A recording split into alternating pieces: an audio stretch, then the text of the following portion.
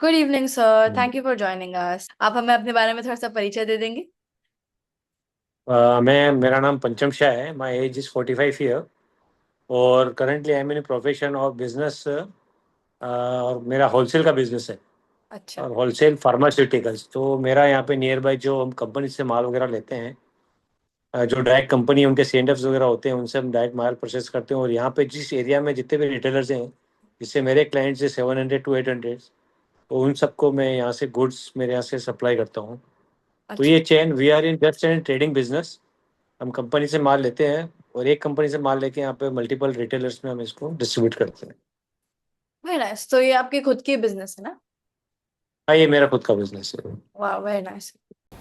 तो ये आपका डे टू डे वर्क क्या रहता है? तो आप नई कंपनीज को ढूंढते हो? मतलब इन दिस बिजनेस। हाँ, जनरली भी।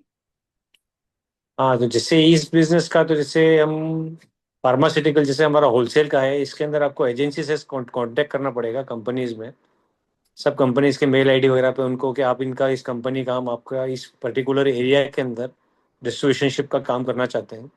इस तरह से आपको उनको मेल करना पड़ेगा, आप कितना सर्व का क्या सर्व करते हो, कौन कौन से एरिया में सर्व करते हो, वो पूरा आपका वेयर हाउस कितना है, आपके पास रेफ्रिजरेटर की फैसिलिटी वगैरह क्या है, वो सारी चीज़ें इसके अंदर आपको मेंशन करनी होगी। उसको लेटर भेजना पड़ेगा कंपनी में।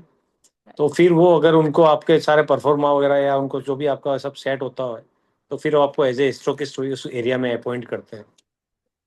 नाइस। ये प्रोसेस है इसके अंदर। तो आपका ये तो डे टू डे का हो गया। Very nice. Hi day to day. हाँ। और आपको इसका इंस्पिरेशन कहाँ से मिला? नहीं, ये actually this is my parental business. अच्छा। और तो मैंने उससे ज्वाइन किया। ये मेरे फादर के थ्रू स्टार्ट हुआ और I am second generation in this business. वो शुरू से पता था कि आपको जो बिजनेस है उसको कंटिन्यू करना है? हाँ।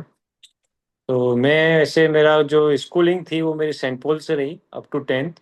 हम्म। 11th 12th न्यू लोग, वहाँ से मेरा commerce, as a commerce student था मैं। अच्छा। और मैंने मास्टर्स भी कॉमर्स में किया है मेरा। अच्छा। और उसके बाद इस जो ये जो बिजनेस है, इसके अंदर जो हम एज ए होलसेलर, अगर if you want to be retailer, तो रिटेलर्स के लिए कुछ नॉर्म्स अलग होते हैं इन कम्पेयर टू होलसेलर्स।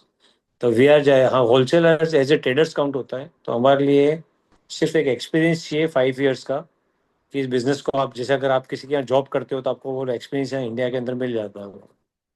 तो 3 to 5 years का एक्सपीरियंस चाहिए। तो वो एक्सपीरियंस मैंने यहाँ पे जैसे काम किया, उसके बाद मेरा यहाँ पे लाइसेंस बन गया था मेरा।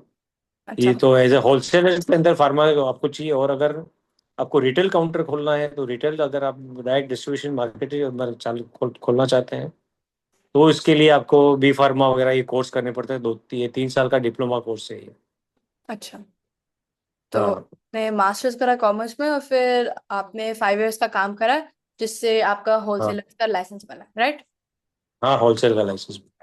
और रिटेलिंग के लिए आपको फिर सेपरेट वाला 3 साल का कोर्स करना नहीं, पड़ा? अगर मेरा रिटेलिंग नहीं है, मेरा होलसेल का ही काम है। अगर रिटेलिंग हाँ। अगर जिसको करना होगा, तो उसके लिए उसको बी फार्मा का एक डिग्री लेनी होती है, जो 3 to 4 years का कोर्स है वो। अच्छा। तो वो उसके बाद उसको वो डिग्री मिलती है, उसके बाद वो एलिजिबल है रिटेल काउंटर खोलने के लिए। अच्छा। अच्छा। तो हम्म। इसमें आपको अ, सबसे अच्छा क्या लगता है और सबसे चैलेंजिंग क्या लगता है? इस बिजनेस के अंदर जो सबसे अच्छा है कि, यानी इसमें आपको कस्टमर जो आपके रेगुलर रहते हैं, आपको रोज नए लोगों से डील नहीं करना होता है। हम्म। मतलब आपके जो, जैसे मेरे 600 कस्टमर्स हैं या 700 कस्टमर्स हैं, मैं उनसे परमानेंट उनसे डील करता हूँ। वो नहीं राइट। होता रोज नया आदमी आ रहा है और उसको रोज नए तरीके से डील करना, उसको समझाना, वो नहीं है। और इसमें कुछ भी समझाने जैसा नहीं है। इस बिजनेस का सबसे प्लस पॉइंट है कि कस्टमर आएगा, आपको लिखवा देगा, आपको ये प्रोडक्ट्स की रिक्वायरमेंट है, तो वो यहाँ से हम इसको, बस हम इससे रिक्वायरमेंट फुलफिल करनी है। इसके अंदर कुछ एक्सपायरी ब्रेकेज वगैरह कुछ भी नहीं होता है, क्योंकि जो भी एक्सपायरी ब्रेकेज होता है वो कंपनी यहाँ पर रिटर्न ले लेती है। यहाँ पे लॉस के चांसेस कम है, प्रॉफिट कम है, तो लॉस भी कम है इसके अंदर। तो तो काफी। ये इस बिजनेस का बेनिफिट है। और चैलेंजेस है इसके अंदर, आपको इन्वेस्टमेंट बहुत ज़्यादा चाहिए इसके अंदर, हम्म। क्योंकि आपका कंपनी को पेमेंट सब एडवांस में देना होता है। और मार्केट में आपको सारा क्रेडिट पे माल देना पड़ता है, कि यहाँ 30 to 60 days की क्रेडिट होती है, तो आपका पैसा काफ़ी एंगेज रहता है इसके अंदर। और आपको रिकवरी वगैरह इन सब में काफ़ी फोकस करना पड़ता है। तो ये इसका थोड़ा चैलेंजिंग पार्ट है, बाकी इसके अंदर everything is good in this. और राइट। मार्जिन थोड़ा कम है, तो हेयर पिन मार्जिन है, तो हमको थोड़ा कम मार्जिन है, तो इसलिए हमको अपने एक्सपेंसेस भी उसी प्रोपोर्शनेट हमको मेंटेन करके चलना पड़ता है। तो काफी रिस्पॉन्सिबिलिटी है कि प्राइस कौन सी रखनी है उसमें। नहीं, प्राइस हमारी फिक्स होती है। We are in ethical business. Generic business इसमें अलग होता है होलसेल में, तो उसके अंदर रेट्स आपको डिसाइड करनी पड़ती हैं, और अच्छा। उसके अंदर कुछ ड्रॉबैक्स। हाँ, अब इसमें मेरे पास वर्किंग के लिए 200 के आसपास कंपनीज के एम्प्लॉयज आते हैं, तो वो सब मेरे लिए काम वो कर रहे हैं, मतलब मेरे पास जो स्टाफ है उसको मेरे को पे करना है, और उन सबको कंपनी पे करती है। हाँ। Thank you. तो लास्ट क्वेश्चन है कि जो बच्चे हैं जिनको ऐसा टाइप का काम करना है, मतलब होलसेल या फिर रिटेलर, उनको आप क्या एडवाइस देंगे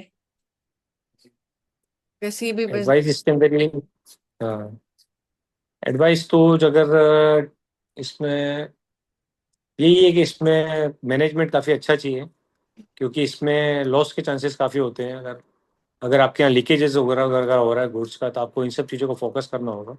और मार्जिन कम है, तो इसके लिए इसका भी स्कोप कम रहता है कि आप किसी भी तरह का लॉस बियर करें। लॉस कम से कम हो, और आपको आपका प्रॉफिट के ऊपर हमेशा फोकस रखना पड़ता है। तो आप ये कैसे इंश्योर हाँ। करते हैं वैसे? पढ़ें। ये जो आप कैसे इंश्योर करते हैं कि मतलब आपका प्रॉफिट ठीक रहता है, कैलकुलेशंस का काम रहता है। हाँ, कैलकुलेशन जैसे हमारे सॉफ्टवेयर वगैरह में रहता है हमारे, कि हम क्या प्रॉफिट अर्न कर रहे हैं, कितना हमारे पास आ रहा है, पैसा कितना आ रहा है। और स्टॉक की इन्वेंट्री हम हमारे एनुअली चेक करते हैं, साल में एक बार पूरा स्टॉक लेते हैं वापस, हम्म। हमारे बुक से मैच हो रहा है कि नहीं हो रहा है।